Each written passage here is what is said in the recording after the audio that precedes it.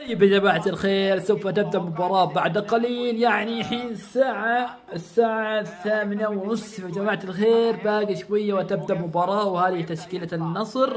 وقبل شوية وريتكم تشكيلة الهلال، وما شاء الله تبارك الله جمهور النصر حاضرين لأجل هزيمة الهلال، ولكن نحن لن نسكتهم. جمهور الهلال حاضرين لأجل الهلال عشان نهزم النصر. يا جماعة الخير، كريستيانو موجود، والتشكيلة الأساسية الهلال موجودين يا جماعة الخير. وجيسوس سوف يكون تصريحه إليه يا جماعة الخير، ولكن ما ادري ايش اقول لكم. ان شاء الله يكون مباراة قوية يا جماعة الخير، ان شاء الله. انا توقعاتي 4-1 او 3-0 2-1 زي كذا، على حسب. اكتبوا توقعاتكم يا شباب، ويلا بينا نشوف المباراة مع بعض.